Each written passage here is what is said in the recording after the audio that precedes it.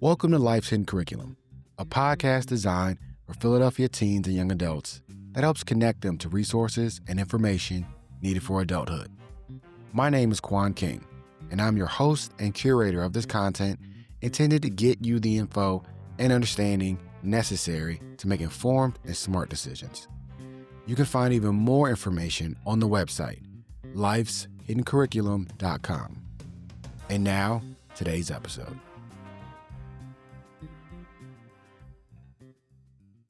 All right, without further ado, welcome back to Life's Hidden Curriculum with your host, Quan King. That's me, obviously. I gotta admit, I'm gonna be honest with y'all.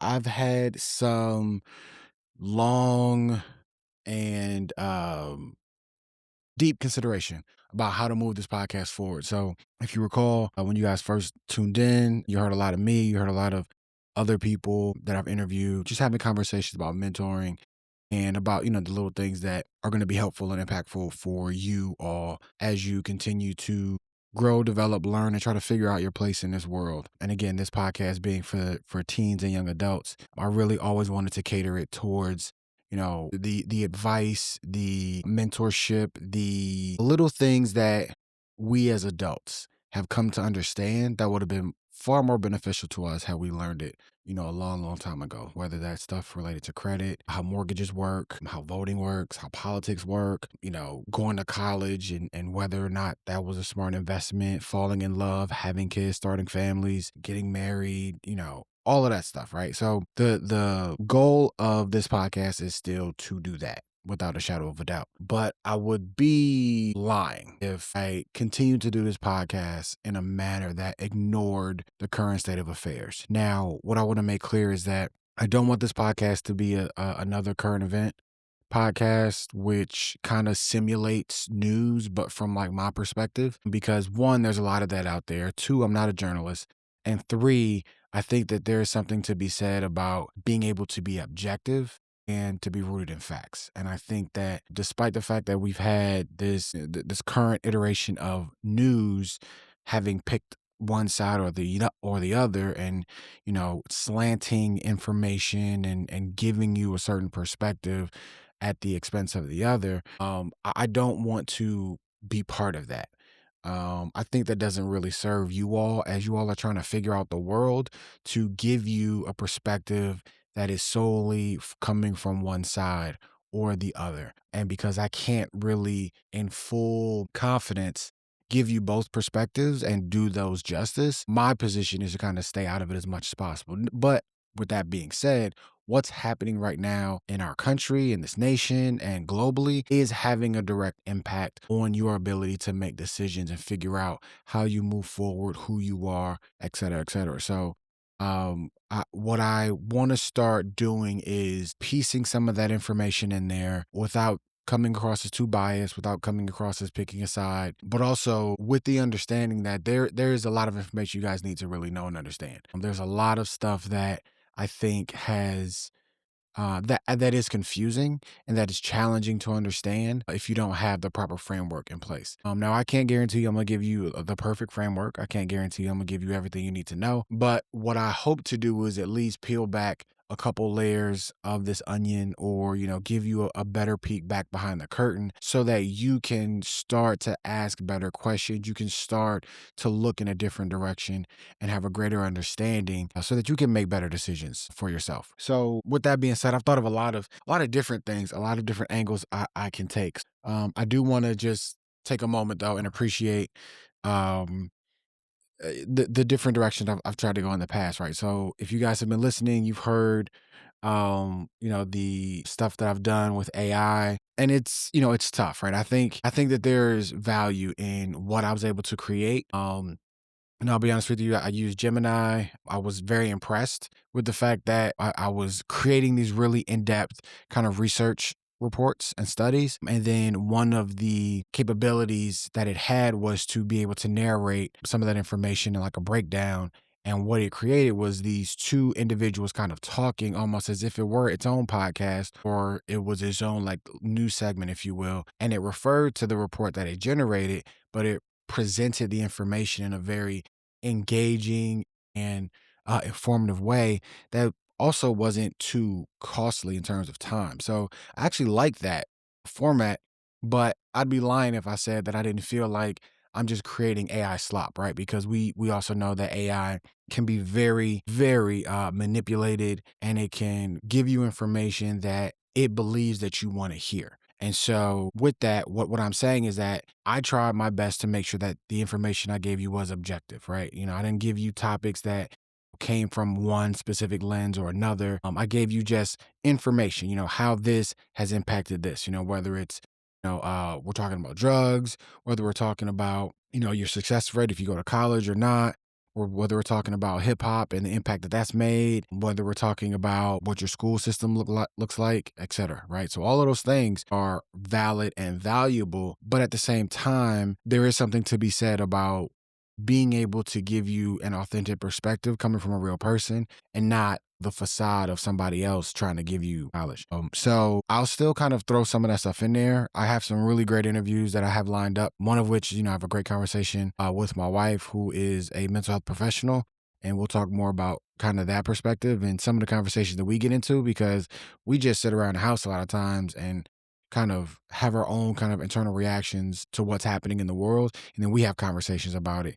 And I mean, to hear two individuals that have different lived experiences, see the world differently, but also have a shared belief in being able to help people be the best version of themselves, we have some really incredible and thoughtful conversations that we're going to try to kind of capture, put on this podcast. So I think it's very important for you all to hear. And if not for you and your specific age demographic, but other individuals as well who may serve you, who may be in a position to help or be in a place or in a mindset to want to do something that's going to be positive and beneficial for you. So stay tuned. There's more coming. I'm going to try to be a lot better with the frequency with which I'm able to drop content. But again, I want to drop high quality stuff for you all. So I'll say right now, to kind of put myself under pressure, if you will, expect quality content coming from me and my voice at least once a month. And then I also get you some AI slop once a month, in addition to like an interview once a month. So I'm gonna do to hold myself to those things, but just give me some grace. Again, this is just me, one man production. I'm doing the content creation, I'm doing the editing, I'm doing the sourcing, I'm doing everything. Everything that's involved in this, updating the websites, social media, all that stuff I'm doing. In addition to raising a very, very young man, a toddler, who is coming into the world and being able to see things on his own and starting to ask questions. So today I kind of wanted to talk about America, right? And my understanding, being on this earth for the last 40 plus years, I think one thing that's important to understand is that when I grew up, we still heard talk of the man, right? And that these systems were in place, and you don't want to get caught up in the system. Is the government is not trying to keep you down, et cetera, right? And as I've gotten older, I've come to have a better understanding of all that, and learn that there's some nuance involved in that, but there's also a lot of other things at play. One of the most important things to understand about all of this is that we have to go back to the beginning. At the very beginning, you have to understand and realize that America was not one of the first civilizations that ever existed. So America is still relatively new. You have a lot of these other civilizations that have existed, that have made progress, that have contributed to humanity, that America has benefited from and has kind of taken to the next level in some regards. So, for instance, democracy wasn't a new thing that America created. Democracy already existed. So that's just one example. So let's just clear the air. Let's understand the fact that America was created by individuals who really weren't fucking with British rule. They were already in a place that was settled, that had a monarchy, and they had a whole system of government that certain people who had a little bit of money, who had a little bit of privilege, were like, I ain't really fucking with this. I don't like paying all these fucking taxes. I don't like how everything I do goes to the king, and then he gets to tell me what I can and can't do. Like, that's a bunch of bullshit. I ain't really about that shit. So word gets out that there's this new land that's been discovered. And the reality is, we were at a time when everyone was trying to expand their empires. We were living in the age of empires. You had the British Empire, you had the Chinese Empire, you had the Spanish Empire. You had these empires, and they were all trying to conquer as much land as possible and map out the globe. So we had parts of the world that had already been explored and discovered, and so we knew about that, but we didn't know about all of it. And so Spain, they were really big for their fleet of boats and vessels and ships. And so they basically was like, yo, like, we trying to explore the world. We got money to burn. And we want you to go out here and see what there is to see what else is out there so that we can establish, colonies and, build our empire, et cetera, right? They pay a couple people, and, they do a pretty good job, exploring the world, mapping out things. They got cartographers, which are people that create maps, and they're going out doing their thing. And at that point, they heard about, what was really popping over in India.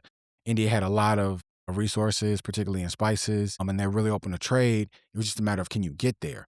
And so because you had these different empires that were popping up, trying to go over land from Spain over to India, you going into other people's territories, and not everybody gonna let you through, and you gotta deal with that. So if they not really trying to let you through, then either it's gonna come to a conflict or armed conflict where you're gonna have to go to war, be like, yeah, we trying to go through here and y'all don't want to let us, or you have to pay for it. So that means, whatever India's trying to trade with you, and whatever they want to charge you for it, you also then got to get charged by all the different territories that you're going through to make it there.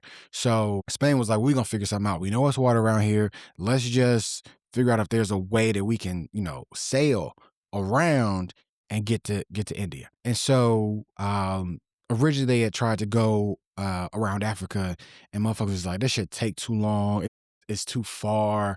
We didn't realize how big Africa was. We can try, but like that's really not hitting. But nobody really thought to go the opposite direction and say, instead of trying to go around Africa, what if you go around the other way? Because also at the same time, it was still a relatively new concept that the world was in fact round. So somebody came up with the idea to say, well, if it's round, and what we can do is, at one point in time, motherfuckers really thought the world was flat. I know, it's crazy. And people still think that shit, despite the fact that it's been disproven multiple times. We're not even gonna get into it. We're not gonna go into those conversations. It's just a stupid ass conversation. So instead of trying to go around Africa, why don't we go the other way? Why don't we go west and we'll just come around to India? Makes sense, right? And it was like, all right, cool, bet. So what ended up happening is, I don't think Christopher Columbus was the first, but I believe Christopher Columbus got commissioned shortly after they realized that, you can go the opposite direction. And so he gets a couple ships, they head out, and they end up in the island of the Caribbean area, right? And so they believe that they're in India, which is why we start calling the Native Americans Indians, because they really thought that they were in India. They were not. They were in a whole new continent, discovered everything.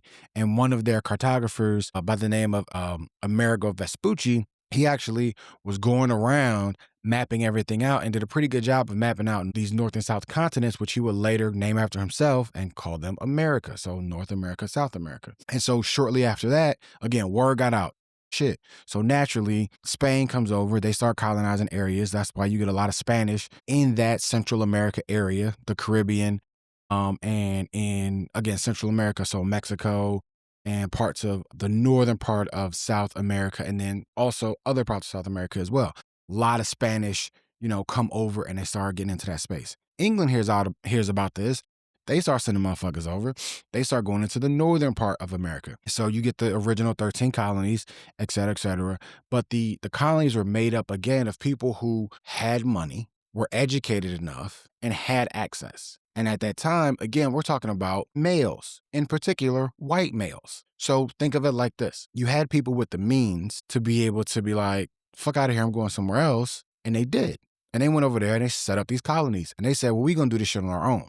We're going to figure this shit out for ourselves. Now, mind you, when they got over here, motherfuckers were already here. But again, at that time, the mindset of Europe and most of the civilized spaces and places in Europe and, what would eventually be called the Middle East, North Africa, Scandinavian countries, et cetera, they were all popping with Christianity, right? Some form of Christianity, that's what we're talking about. So if you don't believe in God, then you're a heathen. Like, you ain't shit, you dumb. Like, a lot of that stuff was tied to the religion. So when they came over here and they met with Native Americans who had a different belief system who were like, yo, we live with the land. Like whatever we take, we give back to the land. Like, we don't believe in ownership in the same capacity because we believe that we're all one with the earth. When white people came over here from Europe, they were like, fuck is you talking about? Like, that shit sounds stupid. Like, no, no, no. If you don't have rights to the land, then we're going to say that we own the land because clearly, like, you ain't got no deed. You ain't got no bill of sale. You don't have anything that says, like, I own this. You don't have any sort of documentation. Because again, Native Americans are like, well, we don't operate like that. Like, that's not really our vibe. That's not our fit. Like, that sounds like some other shit. And that's cool. But like, we not really about that. And so, Native Americans were accommodating and like, all right, well, fuck it. Like, share. Like, cool. Like, because again, you have to remember, Native Americans are all over North America, right? At that time, we're talking from the West Coast of California, which wasn't California then, obviously, but like from the West Coast all the way to the East Coast, you're Native Americans. So for them to be like, all right, we'll give up, a little bit of land here on the East Coast, y'all cool. We rock out, whatever, whatever. But naturally, what happens is, again, when you have privilege, when you have access, and when you have resources, you think you're entitled to more things than you're given. And so this is a constant theme that comes up in a lot of different societies and civilizations where you have, unfortunately, white people with access, with resources, and they have this mindset that like, well, I'm entitled to these things because I have access to it. Like, I can do it, and so therefore I should do it. And there are a couple different things that spill off from that, but one is just entitlement. Two is manifest destiny, which is, you have this belief that God ordained and God provided a way for you to do this, and so therefore God wants you to do it. And so that was the whole mantra for, the great Western expansion. You had the 13 colonies, and that wasn't enough. So then they started kicking west. They started moving south. France, Spain, and some different areas had already started settling southern parts of North America. And the British people that came over here, who would then found North America and the United States, they started kicking them motherfuckers. I was like, no, we got to figure something out. Like, no, we trying to have all this shit over here. Like, no, we ain't doing all this kind of shit. Da, da, da, da. The Louisiana Purchase. Again, we purchased part of the land that wasn't even ours, if you will, because now again I'm an American, so like this is American history from the French, and so that's why it's called Louisiana. It was fucking part of the French Empire, which is why you have so much of that in the culture down in Louisiana, French and Creole, that kind of thing. But again, all over the South. So anyway, I'm kind of getting ahead of myself. So let me slow down. So you had all of these people come over, started settling. They were like, oh shit, it's nice over here. It's decent. Like, we can really do some shit. Now we can do things differently. We can do things the way that we want to do things. That's going to benefit us. That's going to make sure that sustains us. You have Native Americans, we can try to talk and figure out some shit with them, but we ain't really worried about that because, again, they're not really smart like us. They don't have the shit that we have. They run around here with fucking bows and arrows and shit. We fucking came over here on a motherfucking boat with guns and all sorts of other shit. Like, they're not really fucking with us. So if it's ever an issue, we just going to push them off. Like, we gonna move them out. And so with that mindset, there was never an idea, there was never a thought of actually compromising. It was always like, I mean, we'll compromise on the surface, but for real, like, you ain't really got shit. So, like, at a certain point, if it gotta go down, it's gonna go down. And, you're either gonna get down or you're gonna lay down. And so what came about is the realization that, like, yo, it's a lot of shit that we can do over here, but it's only so many of us, and we can't do all this shit.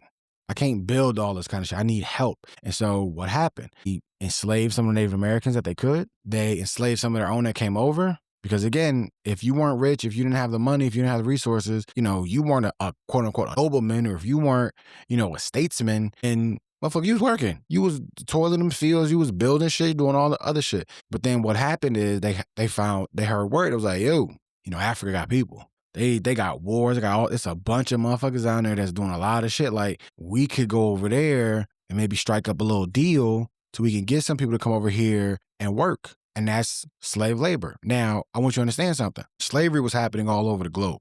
However, what you saw at different parts, whether it's ancient times, whether it's, shortly after that, going into like the exploration age, all that kind of shit, slavery was viewed upon as essentially lower class. You could work your way out of slavery. You could start life as a slave, work your way up, work on, developing a skill, developing a trade, and eventually either earn or buy your freedom. right? Because again, even if you were a slave in other places, like you were still making something.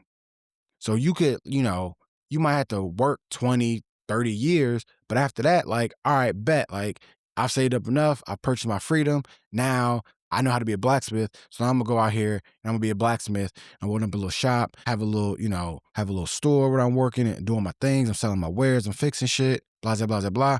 Bang, bang, bang. Now that doesn't mean that you're getting treated like you should, but at least there's a pathway for you to be able to move out of slavery.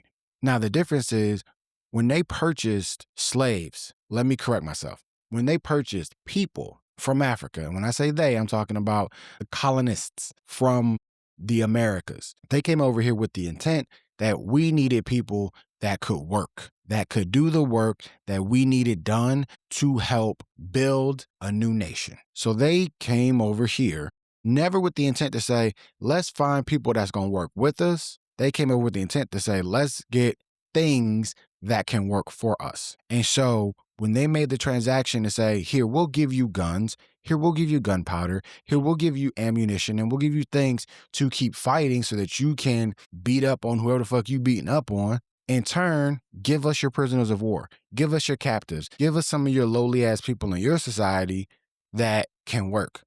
And we'll just do it like that.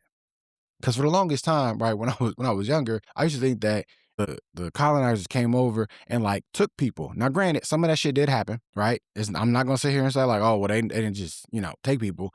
In some instances, they did. But imagine going to a whole different continent. You don't speak the language, you don't know anybody, and you just gonna roll up on the shore and you think in your mind, well, we just gonna take a whole bunch of y'all.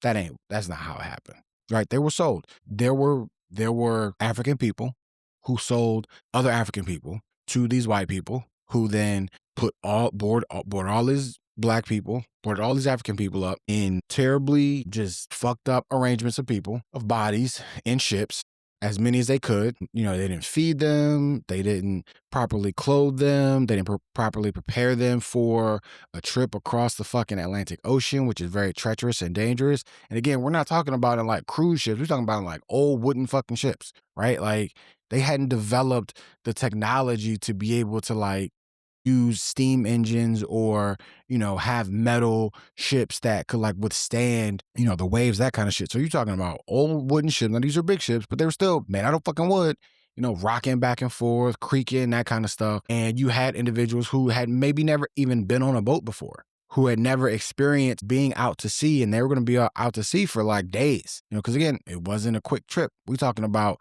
they're either rowing or they're using wind and sails. And so again, if the wind ain't winding, you sitting there. So they brought these people over, and you had a lot of people that got sick, people that died, and when they died, just threw them overboard. If they were sick, they threw them overboard. Said, fuck it. Like, because what you have to understand is they didn't consider the people that they bought to be people. They were things. They were tools.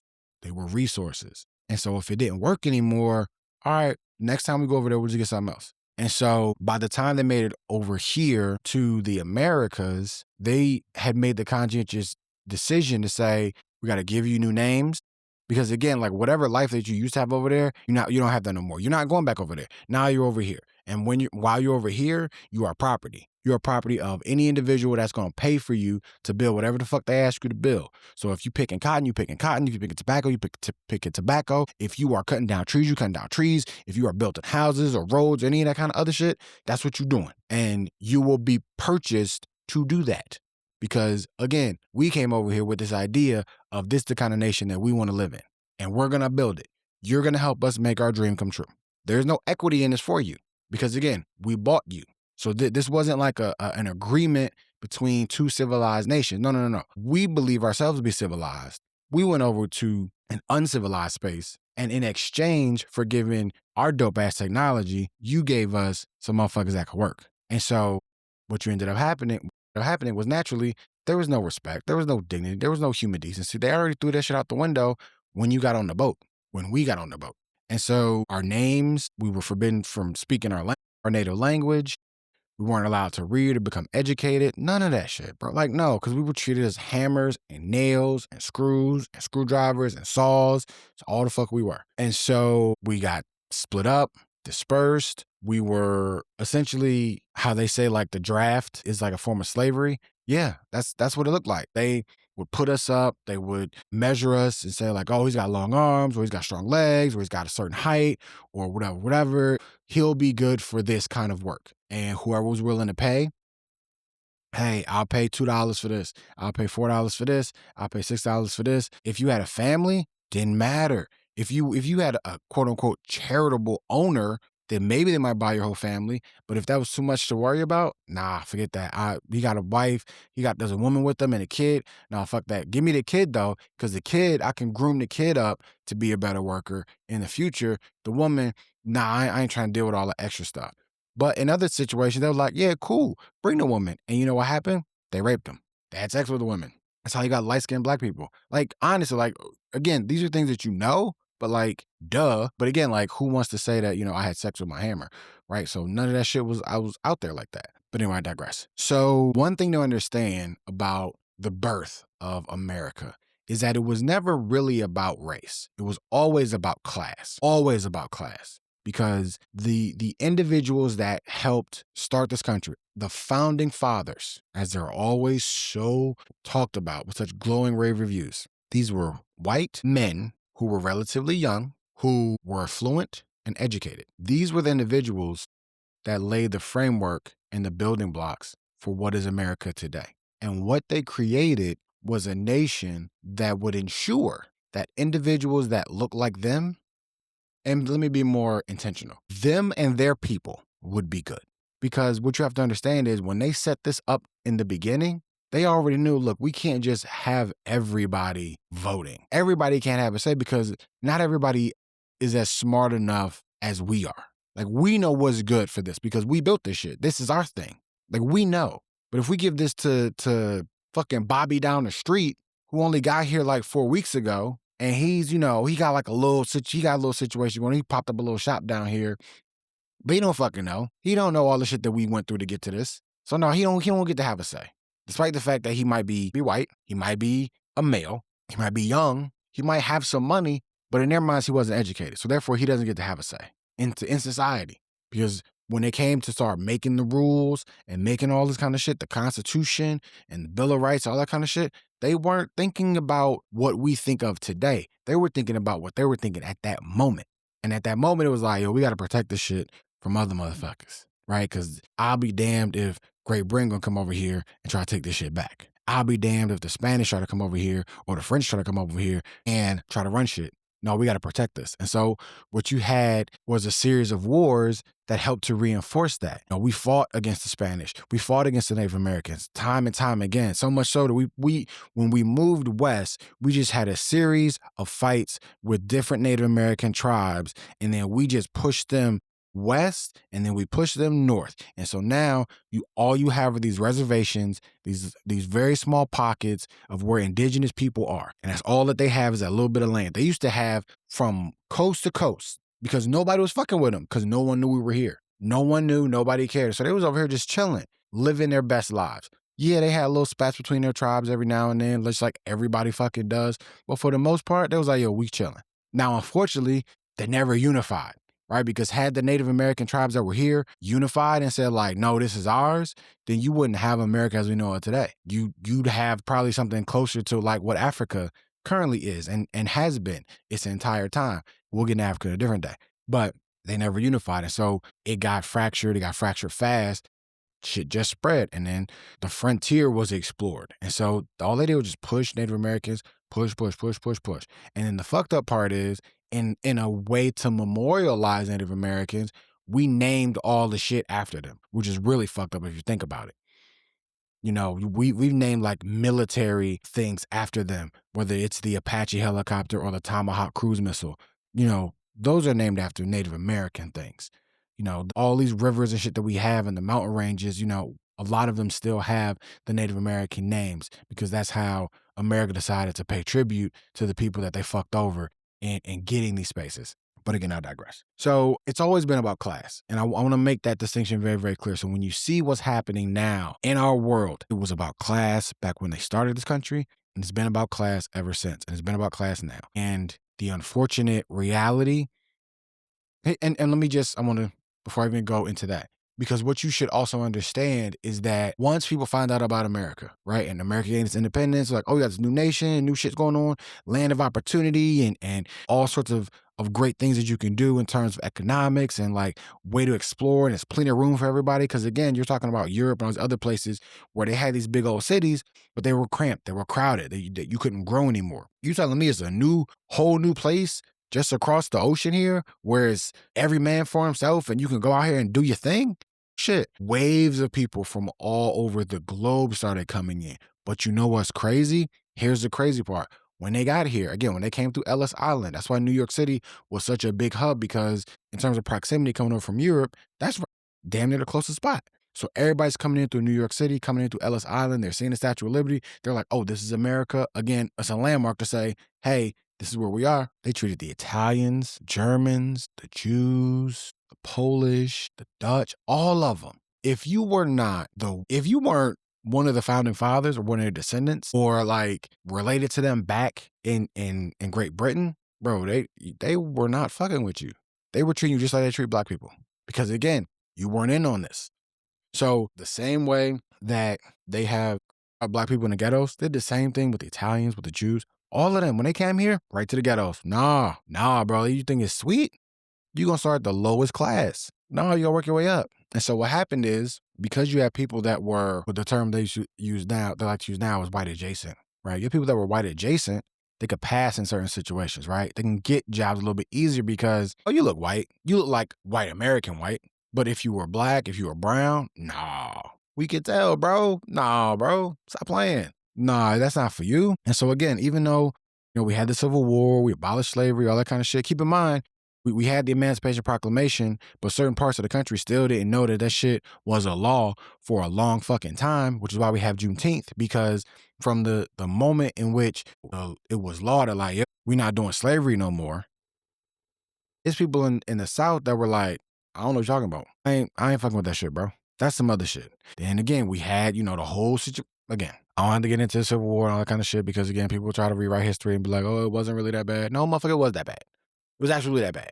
How could it not be that bad if off the backs of all these individuals that, again, they enslaved Native Americans, they enslaved white people that came over that were immigrants, they enslaved, obviously, black Africans that they paid for or abducted or sometimes did steal from Africa, the people that were, in the South, so South American people, like, again, all these individuals that came over here, yes, treated them like shit. You gave them nothing but scraps of food, and you made them work fucking crazy ass fucking hours. And then you beat them when they didn't perform to your liking. Yeah. Separated families, you bought and sold them like they were fucking trading cards. Yeah, there's nothing great about any of that shit, bro.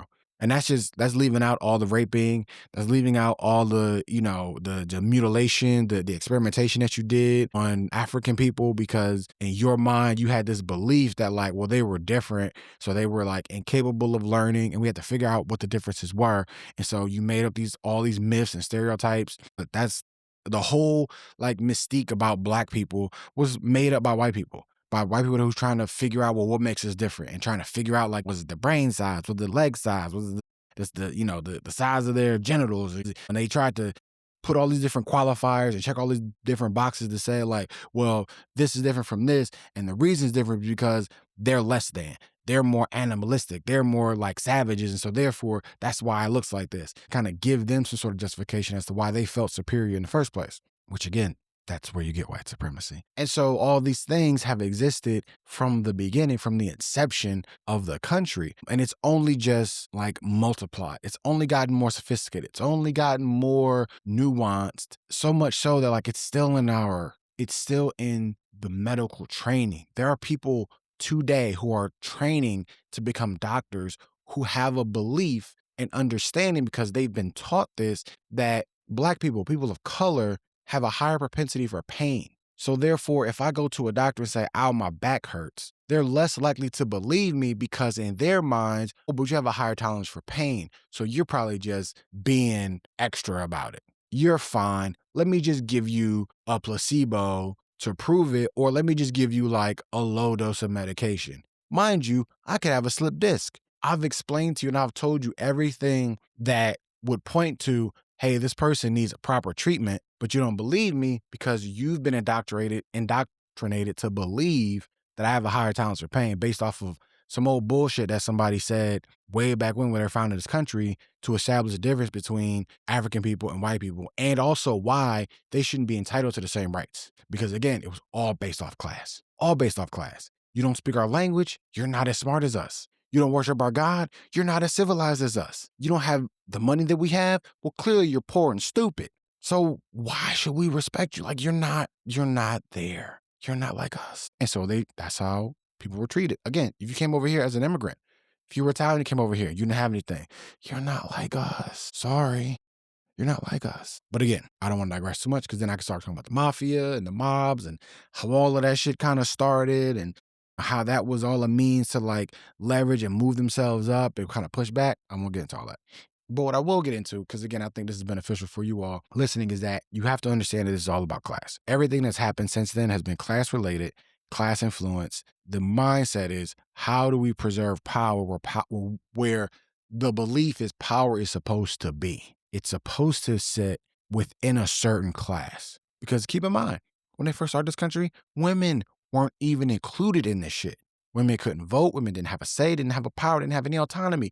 So again, this was all about men. And in specific, white men, and more specifically, smart white men, and more specifically, smart white men who had money. So if you didn't hit those qualifiers, you can shut the fuck up and sit down somewhere. That's exactly how it was. Exactly how it was. So again, that's class. That's what our country was built on. And so what we're seeing play out today is what happens when those decisions that were made get pushed back and then reinvented and then pushed back and then reinvented. But then what happens is you create this new class of individuals, these capitalists, that's all they care about is, well, I'm already white. That's not going to change. I'm already a man. That's not going to change. Which again, this is why they push back, right? You're a man. That's not going to change. You're white. That's not going to change. So you're threatened, so again, the threat is, mixing of races. Can't have that because then you won't be white anymore. Can't change your gender because you won't be a man anymore. Can't have that.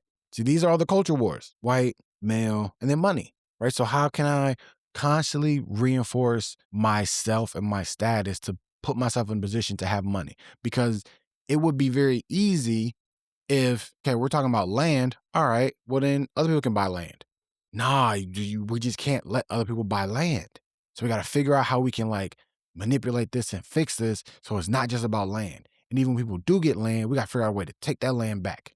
And you have a lot of this shit that's happened in this country, whether it's in Tulsa, whether it's in New York City. Like these are all examples of like where when someone says, well, here's the bar and the bar has been met, they say, fuck that bar, and they create a new bar. And say, oh, motherfuckers trying to creep in on our shit. They're trying to take this away from us. Heard that before? So America was built and was always built on class. And so what you're seeing now is, I'm sure you all are seeing a lot of talk, a lot of conversations about the role Black people have to play in a lot of this stuff right now. And how Black people are like, well, we tried to tell y'all, right? We're not trying to hear this shit anymore. Like we're not here to educate you all. We're not here to fight for y'all because where were you all when we needed help? It's been sad and troubling and depressing to watch what's happened in Minneapolis, to watch people get gunned down for protesting. But it's also not too long ago where you had other types of protesters who were being gunned down and shot. And people looked the other way and said, well, they shouldn't have been there. You gotta listen to the police. You can't go into something looking to pick a fight. You gotta know your place. And these are all dog whistles, right? These are those things where it's like, you really can't put your finger on what they're trying to say, but you know exactly what they're saying. They're saying it without having to say it. But now it's coming back and it's being reinforced that it wasn't about race. Again, it was very easy to say, well, these are just like crooked and dirty white cops harassing Black people. Because then when they take it to court, they can say, oh, well, it's not because he was Black, because obviously he had a history and he's a criminal and da-da-da-da. They've been doing that shit since slavery, right? It was always about class. Always about class. Because again, if I have the access and the means, I can get an attorney. I can get a lawyer. We can go blow for blow in the judicial system, and we can have positive outcomes. And again, there are examples of that in history. People don't like that shit, right? Because again, well, they figure out a new way. Again, now you've met the bar. Fuck that. We gonna set a new bar. But now it's when you're seeing people that are being treated like this, and you're like, but wait a second. I am white. I'm a man. Or even now, like a woman. right? I'm educated. I have privilege. And this happening to me? See, it's a different class now. See, these capitalists have built their wealth and their legacy off of being able to generate profits, generate money, generate revenue. The stock market makes no fucking sense on its face. If you just think about it, right? You'll get economists will try to explain it to you. Da, da, da, da. The reality is the belief and idea that you can just put money with people and based off of how popular or how well, quote unquote, something is doing, then get you a payout. Because essentially what it is, well, if I believe in something and I put $10 into it and someone says, oh, you believe in that? You must have a strong belief. I'm gonna put $10 in that shit too. Now the value of that thing that you've put in has now gone up.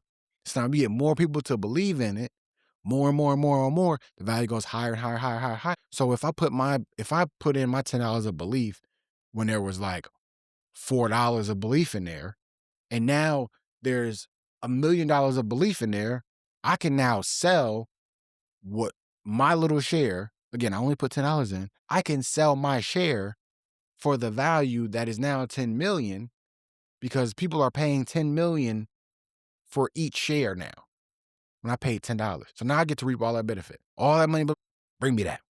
Bring me that. And that's how people have made substantial amounts of wealth. But here's what I'll tell you. It's a fucking game. It's a fucking game. The belief that the stock market cannot be manipulated and you have all these other systems and levers in place to prevent that shit from happening is a fucking joke. The president of the United States has been doing that shit for the last 8, 12 years now. He's been manipulating the stock market just by going on social media.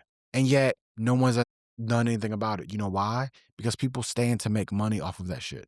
He says, I'm thinking about going to war with this country. So whatever resources are associated with that, now are going to fluctuate. Historically, whenever countries go to war, there's been a belief that that's been good for the economy because what it does is that it drums up, it like churns up manufacturing, right? So you get all these people building and creating things, and that in and of itself is a boost to the economy.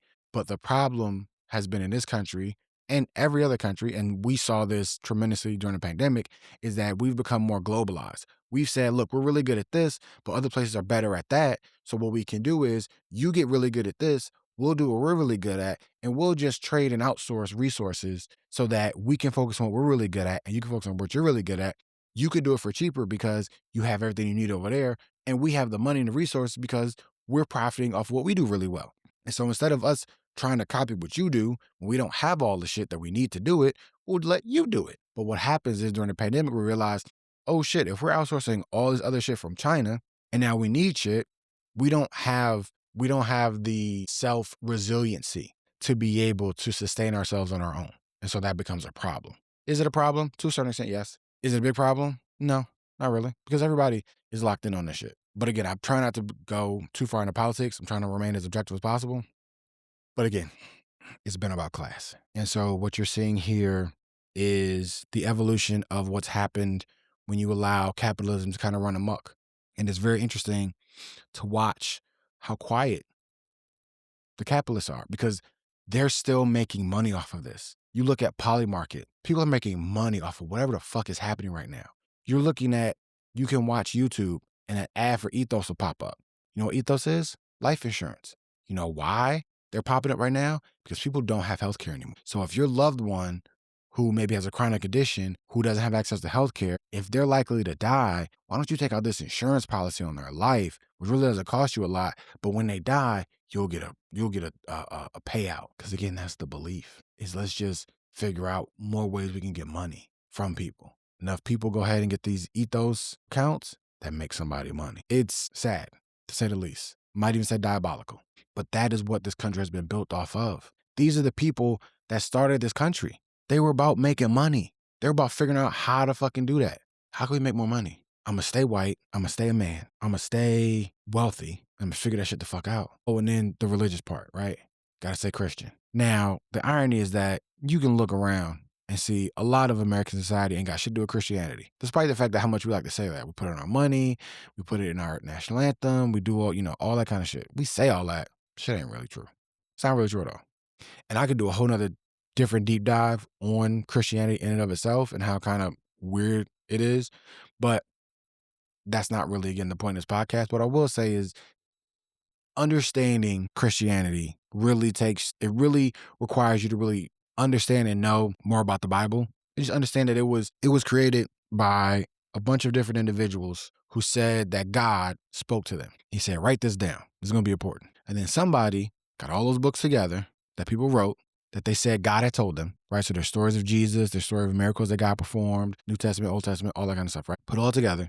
And then someone said, you know what? I don't like this book. I think this is a little bit too much. It's going to take this book out. So they took certain stuff out and then they changed some of the words in it.